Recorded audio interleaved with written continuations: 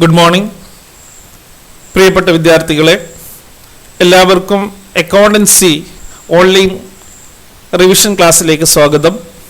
കഴിഞ്ഞ ക്ലാസ്സിൽ നമ്മൾ ഫസ്റ്റ് യൂണിറ്റിലെ ഫോക്കസ് ഏരിയയുമായി ബന്ധപ്പെട്ട ആദ്യത്തെ 3 ടോപ്പിക്കുകളാണ് ചർച്ച ചെയ്തത്. ഇന്നത്തെ ക്ലാസ്സിൽ നമുക്ക് ലാസ്റ്റ് ടോപ്പിക്കായിട്ടുള്ള ബേസിക് ടേംസ് ഇൻ അക്കൗണ്ടിങ് എന്ന ടോപ്പിക്ക് നമ്മൾക്ക് ചർച്ച ചെയ്യാം. നമുക്കറിയാം, accounting is the language of business. Accounting ബിസിനസ്സിൻ്റെ ലാംഗ്വേജ് ആണ്. ഒരു ബിസിനസ്സിൻ്റെ ബിസിനസ് ഇൻഫോർമേഷൻ കമ്മ്യൂണിക്കേറ്റ് ചെയ്യാൻ ഉപയോഗിക്കുന്ന ഒരു ലാംഗ്വേജ് ആണ് അക്കൗണ്ടിങ്. അപ്പം ആയതുകൊണ്ട് തന്നെ ഈ അക്കൗണ്ടിങ്ങിൽ ചില ടേമുകൾ നമ്മൾ ഉപയോഗിക്കാറുണ്ട്. ആ ബേസിക് ആയിട്ടുള്ള ടേമുകൾ പരിചയപ്പെടുത്തുകയാണ് ഇന്നത്തെ ക്ലാസ്സിൽ. അപ്പോൾ അക്കൗണ്ടിങ്ങിൻ്റെ പ്രാക്ടീസ് സമയത്ത് ഇത്തരം ടേമുകൾ നമ്മൾക്ക് ഉപയോഗിക്കേണ്ടി വരും. അപ്പോൾ ഓരോ അക്കൗണ്ടിങ് ടേമുകൾ കൊണ്ട് എന്താണ് മീൻ ചെയ്യുന്നത് എന്ന് നമുക്ക് മനസ്സിലാക്കാം. First one, entity. Entity means A reality that has A definite individual existence. സ്വതന്ത്രമായി നിലനിൽപ്പുള്ള റിയാലിറ്റി അല്ലെങ്കിൽ യാഥാർത്ഥ്യത്തെയാണ് നമ്മൾ എൻറ്റിറ്റി അല്ലെങ്കിൽ അസ്തിത്വം എന്നതുകൊണ്ട് ഉദ്ദേശിക്കുന്നത്. ഇവിടെ entity means business enterprise. Business entity means A business enterprise like super Bazar, fancy shop, textiles, restaurant, then medical shop, then electronic shop, etcetera. അപ്പോൾ ഇവിടെ എൻറ്റിറ്റി കൊണ്ട് മീൻ ചെയ്യുന്നത് ബിസിനസ് സ്ഥാപനങ്ങളെയാണ്. അപ്പോൾ ഓരോ ബിസിനസ് സ്ഥാപനങ്ങൾക്കും സ്വതന്ത്രമായി നിലനിൽപ്പുണ്ട്. അപ്പോൾ ഇവിടെ എൻറ്റിറ്റി മീൻസ് ബിസിനസ് എൻ്റർപ്രൈസ്. അപ്പോൾ next another term is transaction. നമുക്ക് ഇടപാടുകൾ എന്ന് പറയാം. ബിസിനസ് ട്രാൻസാക്ഷൻ എന്നൊക്കെ നമ്മൾ പറയാറുണ്ട്. ബിസിനസ് ഇടപാടുകൾ. What is transaction? Transaction is an event involving some value between 2 or more entities or 2 or more business. 2 അതിലധികമോ എൻറ്റിറ്റികൾ തമ്മിൽ അല്ലെങ്കിൽ 2 അതിലധികമോ ഉള്ള ബിസിനസ് സ്ഥാപനങ്ങൾ തമ്മിൽ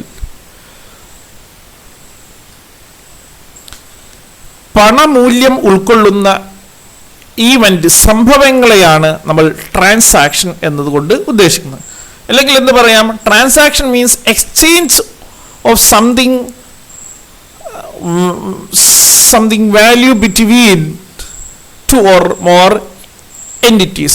2 അതിലധികമോ ബിസിനസ് സ്ഥാപനങ്ങൾ തമ്മിൽ മൂല്യമുള്ള കൈമാറ്റങ്ങളെയാണ്, അല്ലെങ്കിൽ എന്തെങ്കിലും കൈമാറ്റം ചെയ്യുക. ആ കൈമാറ്റം ചെയ്യുന്നത് മൂല്യമുള്ളതാണെങ്കിൽ അതിനെയാണ് നമ്മൾ എന്ത് പറയുന്നത്? ട്രാൻസാക്ഷൻ എന്ന് പറയുന്നത്. Then transaction can be either cash transaction or credit transaction. Transaction എന്ന് പറയുന്നത് ഒന്നുകിൽ റൊക്കം പണമായിട്ടുള്ള ക്യാഷ് ട്രാൻസാക്ഷൻ ആവാം, അല്ലെങ്കിൽ കടമായിട്ടുള്ള ഇടപാടുകളാവാം, ക്രെഡിറ്റ് ട്രാൻസാക്ഷൻ ആവാം. Example, purchase of goods, receipt of money, payment to a creditor, payment of salary, payment of electricity bill, etcetera. അപ്പോൾ transaction means an event involving some value between 2 or more entities. Transaction may be cash transaction or credit transaction. ഒരു business ഇടപാടുകൾ റൊക്കം പണത്തിന് വേണ്ടിയുള്ളതാവാം, അല്ലെങ്കിൽ കടത്തിനുള്ള ഇടപാടുകളാവാം. എന്ന് പറഞ്ഞാൽ ആ ഇടപാട് നടക്കുമ്പോൾ നമ്മൾ റൊക്കം പണം നൽകുന്നില്ല, അത് പിന്നീടാണ് നൽകുന്നത്. അത്തരം ട്രാൻസാക്ഷനെയാണ് നമ്മൾ എന്ത് പറയുന്നത്? ക്രെഡിറ്റ് ട്രാൻസാക്ഷൻ എന്ന് പറയുന്നത്. Then another term, assets. പലപ്പോഴും തൊട്ട് മുമ്പ് തന്നെ കേട്ടിട്ടുള്ളൊരു വാക്കാണ് അസറ്റ്. What is assets? ആസ്തികൾ എന്ന് പറയും. What is asset? Assets are economic resource of an enterprise that can be expressed in monetary terms. ആസ്തികൾ എന്ന് പറയുന്നത് ഒരു ബിസിനസ് സ്ഥാപനത്തിന്റെ സാമ്പത്തികമായ വിഭവങ്ങളാണ്. That can be expressed in terms of money. പണത്തിൽ അളക്കാൻ കഴിയുന്ന അല്ലെങ്കിൽ പണത്തിൽ പ്രകടിപ്പിക്കാൻ കഴിയുന്ന, എക്സ്പ്രസ് ചെയ്യാൻ കഴിയുന്ന ഒരു ബിസിനസ് സ്ഥാപനത്തിന്റെ എക്കണോമിക് റിസോഴ്സുകളെയാണ്, സാമ്പത്തികമായ വിഭവങ്ങളെയാണ് നമ്മൾ എന്ത് പറയുന്നത്? അസറ്റ്സ് എന്ന് പറയുന്നത്. Assets are economic resource of an enterprise that can be expressed in terms of money. Then assets may be, examples of assets are land, building, machinery, furniture, cash, stock, etc. ഇവയെല്ലാം എന്താണ്? അസറ്റുകൾക്ക് example ആണ്. Land, ഭൂമി, കെട്ടിടമാവാം, furniture ആവാം, machinery ആവാം, cash, stock, ഉൽപ്പന്നങ്ങൾ stock ചെയ്ത, ഇതെല്ലാം എന്താണ്? ഒരു ബിസിനസ് സ്ഥാപനത്തിന്റെ ആസ്തികളാണ്. അപ്പോൾ ഇവയെല്ലാം എന്താണ്? സാമ്പത്തിക മൂല്യമുള്ള, അല്ലെങ്കിൽ അതിൽ മോണിറ്ററി ടേംസിൽ പണത്തിൽ അളക്കാൻ കഴിയുന്ന എക്കണോമിക് റിസോഴ്സുകളാണ്. Then assets can be classified in two. Then first one current asset, another one non current asset or fixed asset. Asset നമുക്ക് പ്രധാനമായും രണ്ടായിട്ട് ക്ലാസിഫൈ ചെയ്യാം. കറന്റ് അസറ്റ് എന്നും നോൺ കറന്റ് അസറ്റ് അല്ലെങ്കിൽ ഫിക്സഡ് അസറ്റ് എന്നും. ഈ അസറ്റുകൾ നമ്മൾ മുമ്പ് മനസ്സിലാക്കിയിട്ടുണ്ട്. ബാലൻസ് ഷീറ്റ് തയ്യാറാക്കുമ്പോൾ ആ ബാലൻസ് ഷീറ്റിന് രണ്ട് സൈഡുകളാണുള്ളത്. ഒന്ന് അസറ്റ് സൈഡ്, മറ്റൊന്ന് ലയബിലിറ്റി സൈഡ്. ഒരു ബിസിനസ് സ്ഥാപനത്തിന്റെ assets are shown on the asset side of balance sheet. Balance ഷീറ്റിന്റെ അസറ്റ് സൈഡിലാണ് ആസ്തികളെല്ലാം നമ്മൾ കാണിക്കേണ്ടത്. Then assets can be classified in two. അസറ്റിനെ നമുക്ക് രണ്ടായിട്ട് ക്ലാസിഫൈ ചെയ്യാം. കറന്റ് അസറ്റ് എന്നും ഫിക്സഡ് അസറ്റ് എന്നും. അപ്പോൾ അസറ്റിന്റെ എക്സാമ്പിൾ വളരെ പ്രധാനപ്പെട്ടതാണ്, പ്രത്യേകം ശ്രദ്ധാപൂർവം പഠിക്കുക. ഇനി അസറ്റിനെ നമുക്ക് എങ്ങനെ ക്ലാസിഫൈ ചെയ്യാം? Assets can be broadly classified in two. അസറ്റിനെ പ്രധാനമായും നമുക്ക് രണ്ടായിട്ട് ക്ലാസിഫൈ ചെയ്യാൻ. First one fixed asset, another one current asset, അല്ലെങ്കിൽ current asset or non current asset എന്നിങ്ങനെ അസറ്റിനെ നമുക്ക് രണ്ടായിട്ട് തരംതിരിക്കാൻ കഴിയും. Then what is fixed asset? Fixed assets are assets which are acquired for relatively long period for carrying on business. ഒരു business നടത്തിക്കൊണ്ടുവന്നതിന് വേണ്ടി ദീർഘകാലത്തേക്ക് നമ്മൾ നേടുന്ന ആസ്തികളെയാണ് നമ്മൾ അക്വയർ ചെയ്യുന്ന ബിസിനസ് സ്ഥാപനത്തിന്റെ ആസ്തികളെയാണ് നമ്മൾ എന്ത് പറയുന്നത്? ഫിക്സഡ് അസറ്റ് എന്ന് പറയുന്നത്. അപ്പൊ ഇത്തരം ഫിക്സഡ് അസറ്റ് നമ്മൾ പർച്ചേസ് ചെയ്യുന്നത് ഫോർ എ ലോങ് പീരീഡ്, ദീർഘകാലത്തേക്ക് ഉപയോഗിക്കുന്നതിന് വേണ്ടി. അപ്പോൾ ബിസിനസ് സ്ഥാപനം നടത്തിക്കൊണ്ടു പോകാൻ വേണ്ടി ദീർഘകാല ഉപയോഗത്തിന് വേണ്ടി നമ്മൾ അക്വയർ ചെയ്യുന്ന അസറ്റുകളെയാണ് നമ്മൾ ഫിക്സഡ് അസറ്റ് എന്ന് പറയുന്നത്. Assets which are acquired for relatively long period for carrying on the business. Then what is current asset? അല്ലെങ്കിൽ ഫിക്സഡ് അസറ്റിനെ തന്നെ നമുക്ക് വീണ്ടും രണ്ടായിട്ട് ക്ലാസിഫൈ ചെയ്യാം. അപ്പോൾ ഫിക്സഡ് അസറ്റ് എന്താണെന്ന് പറഞ്ഞു. ആ fixed asset can be again classified in two. First one tangible asset, another one intangible asset. Fixed അസറ്റിനെ നമ്മൾ ഒരു ബിസിനസ് സ്ഥാപനം ദീർഘകാലത്തേക്ക് അക്വയർ ചെയ്യുന്ന അസറ്റിനെയാണ് ഫിക്സഡ് അസറ്റ് എന്ന് പറയുന്നത്. അത്തരം അസറ്റുകളെ പ്രധാനമായും നമുക്ക് രണ്ടായിട്ട് ക്ലാസിഫൈ ചെയ്യാൻ കഴിയും. ടാഞ്ചിബിൾ അസറ്റ് എന്നും intangible asset. Tangible asset means asset which can be seen and touched, കാണാനും തൊടാനും കഴിയുന്ന അല്ലെങ്കിൽ ഫിസിക്കൽ എക്സിസ്റ്റൻസ് ഉള്ള അസറ്റുകളെയാണ്, ഭൗതികമായ നിലനിൽപ്പുള്ള ആസ്തികളെയാണ് നമ്മൾ ടാഞ്ചിബിൾ അസറ്റ് എന്ന് പറയുന്നത്. ടാഞ്ചിബിൾ അസറ്റിന് എക്സാമ്പിൾ ആണ് land, building, machinery, furniture, premises, motor vehicle, motor car, etcetera. ഇതെല്ലാം എന്താണ്? ടാഞ്ചിബിൾ അസറ്റുകൾക്ക് എക്സാമ്പിൾ ആണ് അല്ലേ. ഇപ്പൊ land, building, machinery, furniture, then motor vehicle, ഇതെല്ലാം നമുക്കറിയാം. ഇതെല്ലാം it can seen and touch, ഇത് കാണാനും തൊടാനും കഴിയുന്ന ആസ്തികളാണ്. ഫോർ എ ലോങ് പീരീഡ് അല്ലേ, ദീർഘകാലത്തേക്ക് നമ്മൾ അക്വയർ ചെയ്യുന്നതാണ്. എന്നാൽ what is intangible asset? Intangible assets are those assets which cannot seen and touched, കാണാനോ തൊടാനോ കഴിയാത്ത ആസ്തികളെയാണ്. അവ ബിസിനസിന്റെ അസറ്റാണ്, പക്ഷേ which cannot seen and touched, ഇത് കാണാനോ തൊടാനോ കഴിയില്ല. അത്തരം ആസ്തികളെയാണ് നമ്മൾ ഇൻടാഞ്ചിബിൾ അസറ്റ് എന്ന് പറയുന്നത്. ഇൻടാഞ്ചിബിൾ അസറ്റ്സുകൾക്കുള്ള ഉദാഹരണമാണ് patent, copyright, goodwill, trade mark. നമുക്കറിയാം ഇതെല്ലാം ബിസിനസ് സ്ഥാപനത്തിന്റെ ആസ്തികളാണ്. അവ ഇൻടാഞ്ചിബിൾ അസറ്റ്സ് ആണ്. ദെൻ അപ്പോൾ ഫിക്സഡ് അസറ്റിനെ classified in two tangible and intangible asset. ആ ടാഞ്ചിബിൾ അസറ്റിൻ്റെയും ഇൻടാഞ്ചിബിൾ അസറ്റിൻ്റെ എക്സാമ്പിൾ ശ്രദ്ധിച്ച് മനസ്സിലാക്കുക. എക്സാം പോയിന്റ് ഓഫ് വ്യൂ വളരെയധികം പ്രാധാന്യമുണ്ട്. എക്സാമിനേഷന് ഇവ ക്ലാസിഫൈ ചെയ്യാനും മറ്റൊക്കെ ചോദിക്കാറുണ്ട്. അസറ്റിനെ ഫിക്സഡ് കുറച്ച് അസറ്റുകൾ നൽകിക്കൊണ്ട് അതിൽ ഫിക്സഡ് അസറ്റ്, കറണ്ട് അസറ്റ് എന്നുള്ള രീതിയിൽ ക്ലാസിഫൈ ചെയ്യാൻ നമ്മളോട് ആവശ്യപ്പെടും. അപ്പോൾ ഏതെല്ലാമാണ് ഫിക്സഡ് അസറ്റ്, ആ ഫിക്സഡ് അസറ്റിലെ ടാഞ്ചിബിളും ഇൻടാഞ്ചിബിൾ ഏതാണ് എന്നെല്ലാം നമുക്ക് അറിഞ്ഞിരുന്നാൽ മാത്രമേ അത്തരത്തിലുള്ള ക്വസ്റ്റ്യൻസ് നമുക്ക് സോൾവ് ചെയ്യാൻ കഴിയുള്ളൂ. The next, current asset. What is current asset? Assets which can be converted into cash within a short period, that is within 1 year. ഒരു വർഷത്തിനുള്ളിൽ അല്ലെങ്കിൽ വളരെ കുറഞ്ഞ കാലം കൊണ്ട് ക്യാഷായിട്ട് കൺവേർട്ട് ചെയ്യാൻ കഴിയുന്ന, ക്യാഷായിട്ട് രൂപാന്തരം മാറ്റാൻ കഴിയുന്ന ആസ്തികളെയാണ് നമ്മൾ കറന്റ് അസറ്റ് എന്നുകൊണ്ട് ഉദ്ദേശിക്കുന്നത്. Current asset means assets which can be converted into cash within a short period. വളരെ കുറഞ്ഞ കാലം കൊണ്ട്, ഉദാഹരണമായി വിത്തിൻ 1 year, ഒരു വർഷത്തിനുള്ളിൽ ക്യാഷായിട്ട് കൺവേർട്ട് ചെയ്യാൻ കഴിയുന്ന, അല്ലെങ്കിൽ നമ്മൾ നോർമൽ കോഴ്സ് ബിസിനസ്സിൽ ക്യാഷായിട്ട് കൺവേർട്ട് ചെയ്യപ്പെടുന്ന ആസ്തികളെയാണ് നമ്മൾ എന്ത് പറയുന്നത്, കറന്റ് അസറ്റ് എന്ന് പറയുന്നത്. ആ കറന്റ് അസറ്റുകൾക്ക് എക്സാമ്പിൾ എന്തൊക്കെയാണെന്ന് നോക്കാം. Cash in hand, cash at bank, debtors, bills receivable, stock of goods, preliminary prepaid expenses, ഇതെല്ലാം കറണ്ട് അസറ്റുകൾക്ക് എക്സാമ്പിളാണ്. അപ്പോൾ അസറ്റിൻ്റെ ക്ലാസിഫിക്കേഷൻ ശ്രദ്ധിച്ച് മനസ്സിലാക്കുക. ഫിക്സഡ് അസറ്റ്, കറണ്ട് അസറ്റ് എന്ന് ക്ലാസിഫൈ ചെയ്യുന്നു. ഫിക്സഡ് അസറ്റിനെ again classified in two tangible asset and intangible asset. Then another term, liabilities, ബാധ്യതകൾ. What is liability? Liabilities are obligation or debt that an enterprise has to pay at some times in future. ഒരു സ്ഥാപനം ഭാവിയിൽ തിരിച്ചു കൊടുക്കേണ്ട കടങ്ങളെയാണ് അല്ലെങ്കിൽ ഒബ്ലിഗേഷനെയാണ് liabilities അല്ലെങ്കിൽ ബാധ്യതകൾ എന്നതുകൊണ്ട് ഉദ്ദേശിക്കുന്നത്. ലയബിലിറ്റീസ് ആർ ഒബ്ലിഗേഷൻ ഓർ ഡെപ്റ്റ്. അത് സ്ഥാപനത്തിന്റെ കടങ്ങളെയാണ് നമ്മൾ എന്ത് പറയുന്നത്, ലയബിലിറ്റീസ് എന്ന് പറയുന്നത്. That an enterprise has to pay at some time in future. ഒരു ബിസിനസ് സ്ഥാപനം ഭാവിയിൽ തിരിച്ചു കൊടുക്കേണ്ട ഡെപ്റ്റ്, കടങ്ങളെയാണ് നമ്മൾ എന്ത് പറയുന്നത്, ലയബിലിറ്റീസ് എന്ന് പറയുന്നത്. Then it represent creditors claim on the firm asset.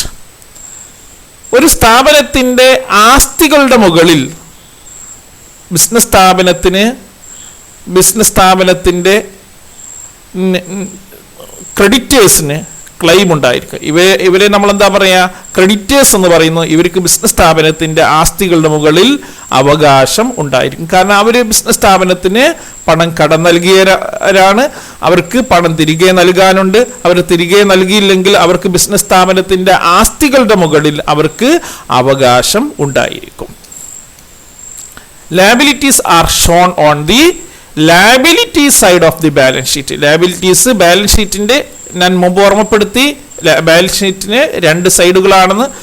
Then ഇടതുവശത്തായിട്ട് liability സൈഡും വലതുവശത്തായി അസറ്റ് സൈഡും. ഒരു ബിസിനസ് സ്ഥാപനത്തിന്റെ ബാധ്യതകൾ ബാലൻസ് ഷീറ്റിന്റെ ലയബിലിറ്റി സൈഡിലാണ് നമ്മൾ കാണിക്കേണ്ടത്. Then liabilities can be classified into 2, current liabilities and non current liabilities or long term liability. Current ലയബിലിറ്റീസിനെയും നമുക്ക് രണ്ടായിട്ട് തരംതിരിക്കാം. അസറ്റിനെ ക്ലാസിഫൈ ചെയ്തതുപോലെ liabilities again classified into 2. First one current liabilities and another one long term liability or non current liabilities. ഇനി ആ classification with example, ഉദാഹരണ സഹിതം നമുക്കൊന്നുകൂടി മനസ്സിലാക്കാം. Liabilities can be classified into 2. First one, current liabilities, another one non-current liabilities. അപ്പോൾ ലയബിലിറ്റിയെ നമുക്ക് current liability എന്നും non current liability അല്ലെങ്കിൽ long term liability എന്നും നമുക്ക് രണ്ടായിട്ട് ക്ലാസിഫൈ ചെയ്യാം. എന്താണ് current liabilities? Liabilities which are repayable within a period of 1 year. ഒരു വർഷത്തിനുള്ളിൽ തിരികെ നൽകേണ്ട ബാധ്യതകളെയാണ്, കടങ്ങളെയാണ് നമ്മൾ എന്ത് പറയുന്നത്? കറന്റ് ലയബിലിറ്റീസ് എന്ന് പറയുന്നത്. അപ്പോൾ കറന്റ് ലയബിലിറ്റീസിന് എക്സാമ്പിൾ ഒന്ന് മനസ്സിലാക്കുക. Bank over draft, creditors, bills payable, short term loan, outstanding expense. These are the examples of current liabilities. അപ്പോൾ ശ്രദ്ധിക്കണേ, എക്സാം പോയിന്റ് ഓഫ് വ്യൂ വളരെയധികം പ്രാധാന്യമുള്ളതാണ്. ഈ എക്സാമ്പിൾ ഓർത്തിരിക്കുക. Liabilities which are repayable within a period of 1 year is called current liability. ഒരു വർഷത്തിനുള്ളിൽ തിരികെ നൽകേണ്ട കടങ്ങളെയാണ്, ബാധ്യതകളെയാണ് നമ്മൾ കറന്റ് ലയബിലിറ്റീസ് എന്ന് പറയുന്നത്. Example: bank over draft, creditors, bills payable, short term loan, outstanding expenses. What is non-current liability or long-term liability? Long-term liabilities are liabilities which are repayable, which are payable after a long period. ദീർഘകാലത്തിന് ശേഷം തിരികെ നൽകേണ്ട ബാധ്യതകളെയാണ് നമ്മൾ non current liability അല്ലെങ്കിൽ long term liability, ദീർഘകാല ബാധ്യതകൾ എന്നതുകൊണ്ട് ഉദ്ദേശിക്കുന്നത്. അത്ര ലോങ് ടേം ലയബിലിറ്റീസിന്റെ എക്സാമ്പിൾ ആണ് long term loan from bank or other financial institution, debentures etcetera are the examples of long term liabilities or non current liabilities. അപ്പോൾ ശ്രദ്ധിക്കാൻ മുമ്പ് ഓർമ്മപ്പെടുത്തി എന്താണ് കറന്റ് ലയബിലിറ്റി, എന്താണ് നോൺ കറന്റ് ലയബിലിറ്റി എന്ന് മനസ്സിലാക്കുന്നതോടൊപ്പം തന്നെ അവയുടെ എക്സാമ്പിൾ കൂടി പ്രത്യേകം ഓർത്തിരിക്കുക. Then another basic term is capital. Capital means the amount invested by the owner in the firm. ഒരു ബിസിനസ് സ്ഥാപനത്തിൽ ആ സ്ഥാപനത്തിന്റെ ഉടമ, അതിന്റെ ഉടമസ്ഥൻ ഇൻവെസ്റ്റ് ചെയ്ത എമൗണ്ടിനെയാണ് ക്യാപിറ്റൽ എന്ന് പറയുന്നത്. Capital means the amount invested by the owner in the firm. Business സ്ഥാപനത്തിൽ അതിന്റെ ഉടമസ്ഥൻ ഇൻവെസ്റ്റ് ചെയ്ത എമൗണ്ടിനെയാണ്, നിക്ഷേപിച്ച എമൗണ്ടിനെയാണ് നമ്മൾ ക്യാപിറ്റൽ എന്ന് പറയുന്നത്. Then it may be brought either in the form of cash or asset or both. ഒരാൾ ഒരു ബിസിനസ് സ്ഥാപനത്തിൽ അയാൾ ക്യാപിറ്റൽ ഇൻവെസ്റ്റ് ചെയ്യുന്ന അല്ലെങ്കിൽ എമൗണ്ട് ഇൻവെസ്റ്റ് ചെയ്യുന്നത്, അയാൾ കൊണ്ടുവരുന്ന ക്യാപിറ്റൽ ഒന്നെങ്കിൽ ക്യാഷായാവാം, അല്ലെങ്കിൽ എന്തെങ്കിലും അയാളുടെ ക്യാപിറ്റൽ ബിൽഡിങ്ങോ മെഷീനറിയോ ലാൻഡോ മറ്റു രൂപത്തിലാവാം, അല്ലെങ്കിൽ ക്യാഷും അസറ്റും അയാൾ കൊണ്ടുവരാം. അപ്പോൾ capital may be brought either in the form of cash or asset. ഒരാൾ ക്യാപിറ്റൽ ക്യാഷ് ആയോ മറ്റു ആസ്തികളായോ, ബിൽഡിങ്ങോ മെഷീനറിയോ മോട്ടോർ കാറോ ആയിട്ടൊക്കെ അയാൾ ക്യാപിറ്റൽ കൊണ്ടുവരാം. Then it is shown on the liability side of the balance sheet. Capital നമ്മൾ ബാലൻസ് ഷീറ്റിന്റെ ലയബിലിറ്റി സൈഡിലാണ് കാണിക്കേണ്ടത്. It is shown on the liability side of the balance sheet. അപ്പോൾ ക്യാപിറ്റൽ എന്താണെന്ന് നമ്മൾ ഡിസ്കസ് ചെയ്തു.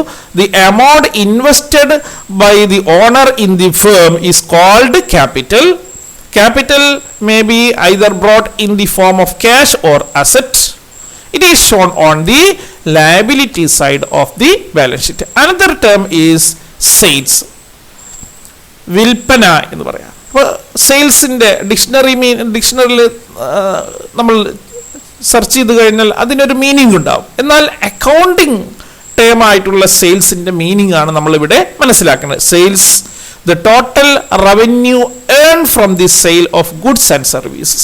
ഒരു ബിസിനസ് സ്ഥാപനം അതിൻ്റെ ഉൽപ്പന്നങ്ങളും സേവനങ്ങളും വിൽപ്പന നടത്തുന്നതിലൂടെ നേടിയ മൊത്തം വരുമാനത്തെയാണ് സെയിൽസ് എന്നതുകൊണ്ട് ഉദ്ദേശിക്കുന്നത്. ടോട്ടൽ റവന്യൂ, മൊത്തം വരുമാനം earn from the sale of goods and services. വിൽപ്പനയിലൂടെ അല്ലെങ്കിൽ സേവനം നൽകുന്നതിലൂടെ ഒരു ബിസിനസ് സ്ഥാപനം നേടിയിട്ടുള്ള മൊത്തം വരുമാനത്തെയാണ്, റവന്യൂവിനെയാണ് നമ്മൾ എന്ത് പറയുന്നത്, സെയിൽസ് എന്ന് പറയുന്നത്. The sales may be either cash sales or credit sales. ഒരു ബിസിനസ് സ്ഥാപനത്തിന്റെ സെയിൽസ് എന്ന് പറയുന്നത് ഒന്നെങ്കിൽ ക്യാഷ് സെയിൽസ് ആവാം, എന്ന് പറഞ്ഞാൽ വിൽപ്പന സമയത്ത് റൊക്കം പണം ലഭിക്കാം, അല്ലെങ്കിൽ ക്രെഡിറ്റ് സെയിൽസ്, കടത്തിന് വിൽപ്പന നടത്താം. കടത്തിന് വിൽപ്പന നടക്കുമ്പോൾ ഉടനെ പണം ലഭിക്കുന്നില്ല, പണം പിന്നീട് ഒരു ഫ്യൂച്ചർ ഡേറ്റിൽ മാത്രമേ ലഭിക്കുന്നുള്ളൂ. Then example, sold goods for cash rupees 25,000. 25,000 രൂപക്ക് ഉൽപ്പന്നം വിൽപ്പന നടത്തി. ഇതൊരു ക്യാഷ് സെയിൽസിന്റെ എക്സാമ്പിൾ ആണ്. Then sold goods to Mohan on credit. മോഹനിന് 5,000 രൂപക്ക് കടത്തിന് ഉൽപ്പന്നങ്ങൾ വിൽപ്പന നടത്തി. അപ്പൊ ഇവിടെ 5000 രൂപ മോഹൻ ഉടനെ നൽകുന്നുണ്ടോ? ഇല്ല, അത് പിന്നീടാണ് നൽകുന്നത്. അപ്പോൾ സെക്കൻഡ് ട്രാൻസാക്ഷൻ എന്തിന് എക്സാമ്പിൾ ആണ്? ക്രെഡിറ്റ് സെയിൽസിനുള്ള എക്സാമ്പിൾ ആണ്. ഓക്കെ, ഒന്നുകൂടി റിപ്പീറ്റ് ചെയ്യുന്നു. Total revenue earn from the sale of goods and services are called sales. ഉൽപ്പന്നങ്ങളും സേവനങ്ങളും വിൽപ്പനയിലൂടെ നേടുന്ന മൊത്തം വരുമാനത്തെയാണ് നമ്മൾ എന്ത് പറയുന്നത്? സെയിൽസ് എന്ന് പറയുന്നത്. അപ്പോൾ ഒരു ബിസിനസ് സ്ഥാപനം അതിൻ്റെ ഗുഡ്സ്, ഉൽപ്പന്നങ്ങൾ അല്ലെങ്കിൽ സേവനങ്ങൾ വിൽപ്പനയിലൂടെ നേടുന്ന വരുമാനമാണ് സെയിൽസ്. എന്നാൽ ഒരു ബിസിനസ് സ്ഥാപനം അതിൻ്റെ ഒരു ഫിക്സഡ് അസറ്റ് ആയിട്ടുള്ള ലാൻഡോ ബിൽഡിങ്ങോ ഫർണിച്ചറോ അത് അതിൻ്റെ ഗുഡ്സ് ആണോ? ആ ബിസിനസ് സ്ഥാപനം വിൽപ്പന നടത്തുന്ന ചരക്കുകളാണോ? അത് ഒരിക്കലുമല്ല. അപ്പൊ അതിനെ നമ്മൾ എന്ത് പറയുന്നില്ല? അതിനെ സെയിൽസ് എന്ന വാക്ക് ഉപയോഗിക്കുന്നില്ല എന്ന് പ്രത്യേകം ഓർക്കുക. Then another term revenue is also known as income. റവന്യൂവിനെ പറയുന്ന മറ്റൊരു പേരാണ് ഇൻകം. എന്താണ് റവന്യൂ? വരുമാനം. These are the amount of business earned by selling its product or providing service to customers are called sales revenue. These are the amount of the business earned by selling its product or providing service to customers.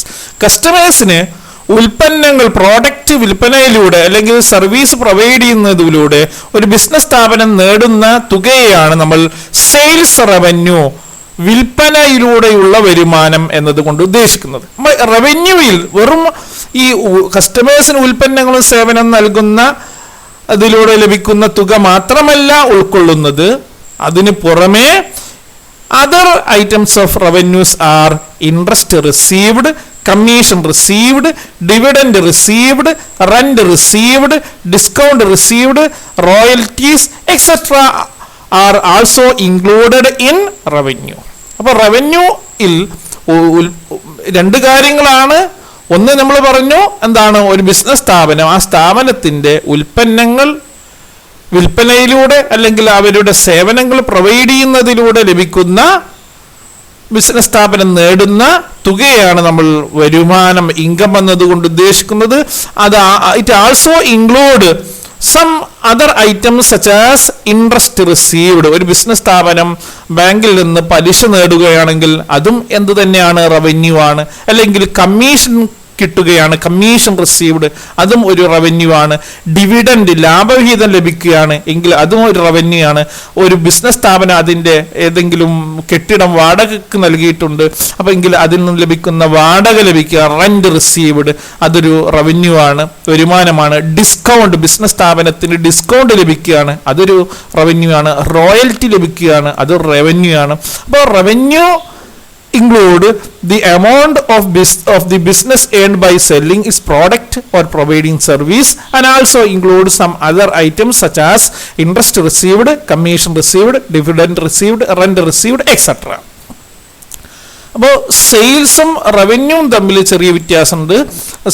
Sales എന്ന് പറഞ്ഞ ഒരു ഉൽപ്പന്നം, അത് ഒരു business സ്ഥാപനം അതിൻ്റെ ഗുഡ്സും സർവീസും വിൽപ്പനയിലൂടെ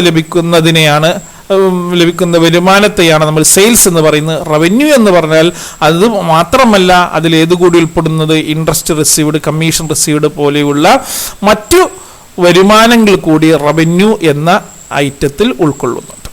then next one, expense, ചിലവുകൾ. What is expense? Cost incurred by a business in the process of earning revenue.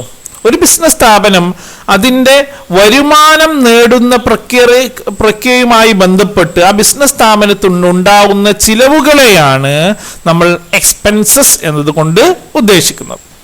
അതായത് ഒരു ബിസിനസ് സ്ഥാപനം വരുമാനം നേടുന്നതിന് വേണ്ടി ചിലവഴിക്കുന്ന തുകയാണ് നമ്മൾ എന്ത് പറയുന്നത്? കോസ്റ്റ്. തുകയാണ് നമ്മൾ എന്ത് പറയുന്നത്? എക്സ്പെൻസ്, ചിലവുകൾ എന്ന് പറയുന്നത്. ആ എക്സ്പെൻസുകൾക്ക് ഉദാഹരണമാണ് ഡിപ്രീസിയേഷൻ. ഡിപ്രീസിയേഷൻ എന്താണെന്ന് പിന്നീടൊക്കെ നമ്മൾ മനസ്സിലാക്കുന്നുണ്ട്. തേയ്മാനം, റെന്റ്, വാടക, വേജസ്, കൂലി, സാലറി, ശമ്പളം, ഇൻട്രസ്റ്റ്, നമ്മൾ ബാങ്കിൽ നൽകുന്ന പലിശ, ടെലിഫോൺ ചാർജ്, നമുക്കറിയാം telephone bill, insurance, postage, cost of heater, light, water, electricity charge, stationery. അപ്പോൾ ഇതെല്ലാം എന്തിന് എക്സാമ്പിളാണ്? എക്സ്പെൻസുകൾക്ക് എക്സാമ്പിളാണ്. അപ്പോൾ ഇതെല്ലാം നമ്മൾ ഇത്തരം ചിലവഴിക്കേണ്ടി വരുന്ന എന്തിനു വേണ്ടിയാണ്? ഫോർ ഏണിംഗ് റവന്യൂ, അല്ലേ? ഒരു ബിസിനസ് സ്ഥാപനം അതിൻ്റെ വരുമാനം നേടുന്നതിന് വേണ്ടി ചിലവഴിക്കുന്ന, പല രീതിയിൽ ചിലവഴിക്കുന്ന ആ തുകകളെയാണ് നമ്മൾ എന്ത് പറയുന്നത്? എക്സ്പെൻസസ് എന്നതുകൊണ്ട് ഉദ്ദേശിക്കുന്നത്. Then another term is expenditure. എന്താണ് എക്സ്പെൻഡിച്ചർ ഉദ്ദേശിക്കുന്നത്? Spending money or incurring liability for some benefit, service or property received is called expenditure. ഒരു ബിസിനസ് സ്ഥാപനം സ്വത്ത് നേടുന്നതിനോ സേവനം ലഭിക്കുന്നതിനോ മറ്റു നേട്ടങ്ങൾ ലഭിക്കുന്നതിനോ പണം ചെലവഴിക്കുകയോ ബാധ്യത ഏറ്റെടുക്കുകയോ ചെയ്യുന്നുണ്ടെങ്കിൽ അതിനെയാണ് എക്സ്പെൻഡിച്ചർ എന്നതുകൊണ്ട് ഉദ്ദേശിക്കുന്നത്. ദാറ്റ് ഈസ് സ്പെൻഡിങ് മണി, പണം ചെലവഴിക്കുക, അല്ലെങ്കിൽ ഇൻകറിങ് ലയബിലിറ്റി, ഒരു ബാധ്യത ഏറ്റെടുക്കുക. എന്തിനു വേണ്ടി? ഫോർ സം ബെനിഫിറ്റ്, ചില നേട്ടങ്ങൾ ലഭിക്കാൻ വേണ്ടി, അല്ലെങ്കിൽ ഫോർ ഗെറ്റിംഗ് സർവീസ്, ചില സേവനങ്ങൾ ലഭിക്കാൻ വേണ്ടി, ഓർ പ്രോപ്പർട്ടി റിസീവ്ഡ്, അല്ലെങ്കിൽ നമ്മൾ ചില ആസ്തികൾ നേടുന്നതിന് വേണ്ടി, ചില വസ്തുവകകൾ നേടുന്നതിന് വേണ്ടി. അപ്പോൾ ഇത്തരത്തിലുള്ള പണം ചിലവഴിക്കുന്നതിനെയാണ് നമ്മൾ എന്ത് പറയുന്നത്? എക്സ്പെൻഡിച്ചർ എന്നത് ഉദ്ദേശിക്കുന്നത്. The expenditure can be classified in two revenue expenditure and capital expenditure. എക്സ്പെൻഡിച്ചറിനെ നമുക്ക് പ്രധാനമായും രണ്ടായിട്ട് ക്ലാസിഫൈ ചെയ്യാൻ കഴിയും: റവന്യൂ എക്സ്പെൻഡിച്ചർ എന്നും ക്യാപിറ്റൽ എക്സ്പെൻഡിച്ചർ എന്നും. അപ്പോൾ വളരെ എക്സാം പോയിന്റ് ഓഫ് വ്യൂവിൽ പല വർഷങ്ങളിലും ഇതുമായി ബന്ധപ്പെട്ടുള്ള എക്സാമ്പിൾ ചോദിക്കാറുണ്ട്. അപ്പോൾ ശ്രദ്ധിച്ച് മനസ്സിലാക്കുക, എന്താണ് revenue expenditure? If the benefit of the expenditure is exhausted within A year, it is treated as expenses, അല്ലെങ്കിൽ ഓൾസോ കോൾഡ് റവന്യൂ എക്സ്പെൻഡിച്ചർ. ഒരു പണം ചെലവഴിക്കുമ്പോൾ അതിൽ നിന്നുണ്ടാകുന്ന ബെനിഫിറ്റ് ഒരു വർഷത്തിനുള്ളിൽ തന്നെ തീരുന്നുണ്ടെങ്കിൽ, അതിൻ്റെ ബെനിഫിറ്റ് ഇല്ലാതാവുന്നുണ്ടെങ്കിൽ, അത്തരം ചിലവുകളെയാണ് റവന്യൂ എക്സ്പെൻഡിച്ചർ എന്ന് പറയും. അപ്പം നമ്മളൊരു പണം ചിലവഴിക്കുകയാണ്, ആ ചിലവഴിക്കുന്നത് കൊണ്ടുണ്ടാകുന്ന ബെനിഫിറ്റ്, ഉദാഹരണം ഒരാൾക്ക് സാലറി കൊടുക്കുന്നു, അപ്പോൾ അയാൾ നിന്ന് നമുക്കിത് സേവനം ലഭിക്കുന്നുണ്ട്, അല്ലേ? അല്ലെങ്കിൽ വാടക കൊടുക്കുന്നു, നമുക്ക് ആ കെട്ടിടം ഉപയോഗിക്കാൻ ലഭിക്കുന്നുണ്ട്, അപ്പോൾ അതാണ് നമുക്ക് ലഭിക്കുന്ന ബെനിഫിറ്റ്. അപ്പോൾ ഇത്തരത്തിൽ ഒരു പണം ചിലവഴിക്കുന്നത് കൊണ്ടുള്ള ബെനിഫിറ്റ് ഒരു വർഷത്തിനുള്ളിൽ മാത്രമേ തീർന്നു പോകുന്നുണ്ടെങ്കിൽ അത്തരം എക്സ്പെൻസുകളെയാണ് നമ്മൾ റവന്യൂ എക്സ്പെൻഡിച്ചർ എന്ന് പറയുന്നത്. അപ്പോൾ സാധാരണ ഒരു ബിസിനസ് സ്ഥാപനം അതിൻ്റെ ദൈനംദിന പ്രവർത്തനങ്ങൾക്ക് വേണ്ടി ചെലവഴിക്കുന്ന തുകയാണ് റവന്യൂ എക്സ്പെൻഡിച്ചർ. ഉദാഹരണമായി purchase of goods, payment of salary, payment of wages, payment of rent, വാടക കൊടുക്കുന്നു, ശമ്പളം കൊടുക്കുന്നു, കൂലി കൊടുക്കുന്നു, ഉൽപ്പന്നം വാങ്ങുന്നു. അപ്പോൾ ഇത്തരത്തിലുള്ള ചിലവുകളെയാണ് നമ്മൾ റവന്യൂ എക്സ്പെൻഡിച്ചർ എന്ന് പറയുന്നത്. ഇനി എന്താണ് capital expenditure? If the benefit of an expenditure last for more than 1 year, it is treated as an asset. ഒരു ബിസിനസ് സ്ഥാപനം ഒരു വസ്തുവിന് വേണ്ടി നമ്മൾ പണം ചെലവഴിക്കുകയാണ്, അപ്പോൾ അതുകൊണ്ടുള്ള ബെനിഫിറ്റ് ഒരു വർഷത്തിൽ കൂടുതൽ അതിൽ നിന്ന് ബെനിഫിറ്റ് ലഭിക്കുന്നുണ്ടെങ്കിൽ അതിനെ നമ്മൾ അസറ്റ് എന്നാണ് വിളിക്കുക, അല്ലെങ്കിൽ അതിനെ നമുക്ക് എന്ത് വിളിക്കാം? ക്യാപിറ്റൽ എക്സ്പെൻഡിച്ചർ എന്ന് പറയും. ഉദാഹരണമായി പർച്ചേസ് ഓഫ് മെഷീനറി, നമ്മളൊരു മെഷീനറി വാങ്ങുകയാണ്, അപ്പോൾ ആ മെഷീനറി കൊണ്ടുള്ള ബെനിഫിറ്റ് ഒരു വർഷത്തേക്കാണോ? അല്ല, 1, 2, 3, 4, 5 വർഷങ്ങളുണ്ടാവും, അല്ലേ?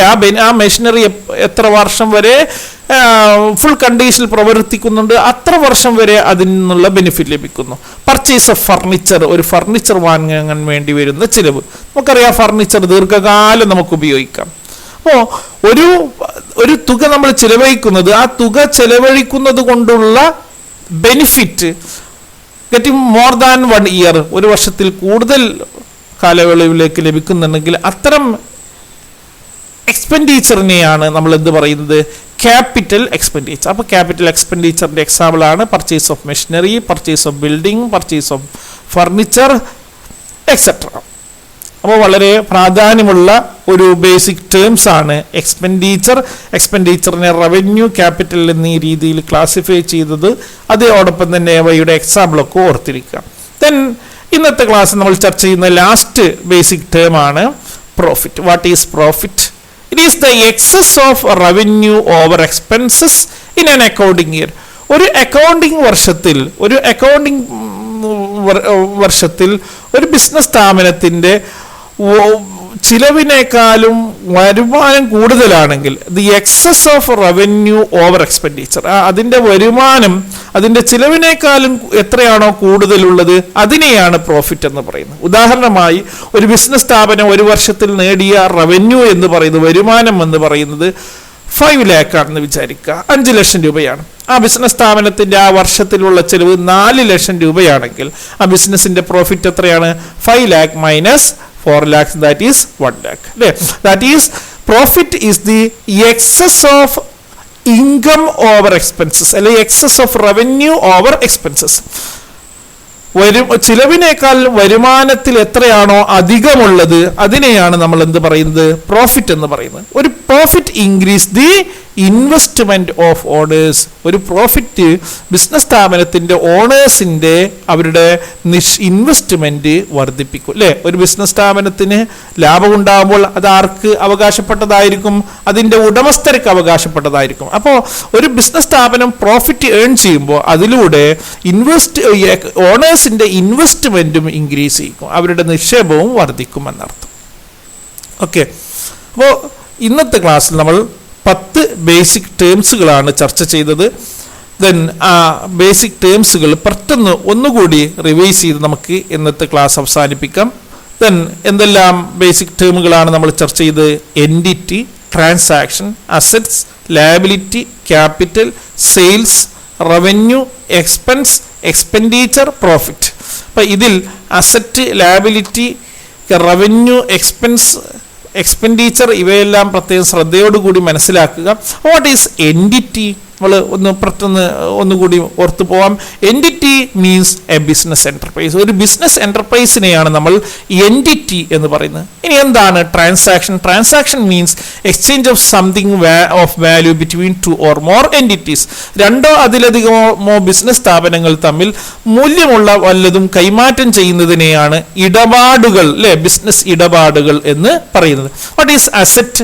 Economic resource that can be expressed in terms of money. പണത്തിന്റെ അളവുകോലും പണത്തിൽ അളക്കാൻ കഴിയുന്ന സാമ്പത്തിക വിഭവങ്ങളെയാണ് ഒരു ബിസിനസ് സ്ഥാപനത്തിന്റെ എക്കണോമിക് റിസോഴ്സ്, സാമ്പത്തിക വിഭവമാണ്. അവയെ നമുക്ക് എന്താണ്? പണത്തിൽ മെഷർ ചെയ്യാൻ കഴിയണം. അത് പണത്തിൽ അളക്കാൻ കഴിയുന്ന സാമ്പത്തിക വിഭവങ്ങളെയാണ് നമ്മൾ അസറ്റ് എന്ന് പറയുന്നത്. What is liability? ഡെപ്റ്റ് or obligation payable by the business in future. ഒരു ബിസിനസ് സ്ഥാപനം ഭാവിയിൽ നൽകാനുള്ള കടങ്ങളെയാണ് ബാധ്യതകൾ, ലയബിലിറ്റി എന്ന് പറയുന്നത്. What is capital? Amount invested by the order in the business. ഒരു ബിസിനസ് സ്ഥാപനത്തിന്റെ ഉടമസ്ഥൻ ആ ബിസിനസ്സിൽ ഇൻവെസ്റ്റ് ചെയ്ത എമൗണ്ടിനെയാണ് ക്യാപിറ്റൽ അല്ലെങ്കിൽ മൂലധനം എന്ന് പറയുന്നത്. What is sales? Total revenue earn from the sale of goods and services. ഒരു ഉൽപ്പന്നങ്ങളും സേവനങ്ങളും വിൽപ്പനയിലൂടെ ബിസിനസ് സ്ഥാപനം നേടുന്ന മൊത്തം വരുമാനത്തെയാണ് സെയിൽസ് എന്ന് പറയുന്നത്. അപ്പോൾ റവന്യൂ എന്ന് പറഞ്ഞാലോ എമൗണ്ട് ഏൺ ബൈ സെയിൽസ്, വിൽപ്പനയിലൂടെ ലഭിക്കുന്ന തുകയാണ്. അത് also include interest received, discount received, etcetera. അപ്പോൾ സെയിൽസിലൂടെ ലഭിക്കുന്ന വരുമാനം, അതിന് പുറമെ പലിശ ലഭിക്കുക, ഡിസ്കൗണ്ട് ലഭിക്കുക, എല്ലാം തന്നെ ഏതിൽ ഉൾപ്പെടുന്നു? റവന്യൂ അല്ലെങ്കിൽ ഇൻകത്തിൽ ഉൾപ്പെടുന്നു. What is expense? The cost incurred to earn revenue. വരുമാനം നേടാൻ വേണ്ടി ചിലവഴിക്കുന്ന തുകയാണ് നമ്മൾ ചിലവുകൾ, എക്സ്പെൻസസ് എന്നതുകൊണ്ട് ഉദ്ദേശിക്കുന്നത്. What is expenditure? Amount spending for some benefit. എന്തെങ്കിലും ബെനിഫിറ്റ് ലഭിക്കുന്നതിന് വേണ്ടി നമ്മൾ ചിലവഴിക്കുന്ന തുകയാണ്, നേട്ടങ്ങൾ ലഭിക്കുന്നതിന് വേണ്ടി നമ്മൾ ചിലവഴിക്കുന്ന തുകയാണ്. അല്ലെങ്കിൽ ആസ്തി നേടുന്നതിന് വേണ്ടിയോ സേവനം ലഭിക്കുന്നതിന് വേണ്ടിയോ ബെനിഫിറ്റ് ലഭിക്കുന്നതിന് വേണ്ടിയോ നമ്മൾ പണം ചിലവഴിക്കുമ്പോൾ അതിനെയാണ് നമ്മൾ എന്ത് പറയുന്നത്? എക്സ്പെൻഡിച്ചർ എന്ന് പറയുന്നത്. Expenditure can be classified in to 2, capital expenditure or revenue expenditure. expenditure. The last one, profit, excess of revenue over expenses during an accounting year. ഒരു അക്കൗണ്ടിങ് വർഷം ഒരു ബിസിനസ് സ്ഥാപനത്തിൻ്റെ അക്കൗണ്ടിങ് വർഷത്തിൽ ആ ബിസിനസ് സ്ഥാപനത്തിൻ്റെ ചിലവിനേക്കാളും വരുമാനത്തിൽ എത്രയാണോ വർധനവുള്ളത്, എത്രയാണോ കൂടുതലുള്ളത്, അതിനെയാണ് പ്രോഫിറ്റ് എന്ന് പറയുന്നത്. അപ്പോൾ ഇന്നത്തെ ക്ലാസ് നമ്മൾ 10 ബേസിക് അക്കൗണ്ടിങ് ടേംസുകളാണ് ചർച്ച ചെയ്തത്. ഓരോ ബേസിക് ടേംസുകളും നിങ്ങൾ മനസ്സിലാക്കിയിട്ടുണ്ടാവുമെന്ന് വിചാരിക്കുന്നു. ഈ നമ്മൾ ഇന്ന് ചർച്ച ചെയ്ത ബേസിക് ടേംസിൽ എക്സാം പോയിന്റ് ഓഫ് വ്യൂവിൽ അസറ്റ്, അവയുടെ ക്ലാസിഫിക്കേഷൻ പ്രത്യേകം ശ്രദ്ധിക്കുക. വിത്ത് എക്സാമ്പിൾ, ഉദാഹരണ സഹിതം. ലാബിലിറ്റിയും അതിൻ്റെ എക്സാമ്പിൾസും ഓർത്തിരിക്കണേ. അതോടൊപ്പം തന്നെ റവന്യൂൻ്റെ എക്സാമ്പിൾ ഓർക്കുക, എക്സ്പെൻസുകളുടെ എക്സാമ്പിൾ ഓർക്കുക, എക്സ്പെൻഡിച്ചറും ക്യാപിറ്റൽ റവന്യൂ എക്സ്പെൻഡിച്ചർ അവയുടെ എക്സാമ്പിൾ ഓർക്കുക. ഇതെല്ലാമാണ് ഇന്നത്തെ ബേസിക് ടേമിൽ വളരെയധികം പ്രാധാന്യമുള്ള പോയിന്റുകൾ. അപ്പോൾ ഇന്നത്തെ ക്ലാസ് ഇവിടെ അവസാനിപ്പിക്കുകയാണ്. ക്ലാസ്സുമായി ബന്ധപ്പെട്ട് എന്തെങ്കിലും സംശയമുണ്ടെങ്കിൽ തീർച്ചയായും നിങ്ങൾ ഗ്രൂപ്പിൽ, നമ്മളുടെ ഗ്രൂപ്പിൽ അറിയിക്കണമെന്ന് ഓർമ്മപ്പെടുത്തുന്നു. Okay, thank you.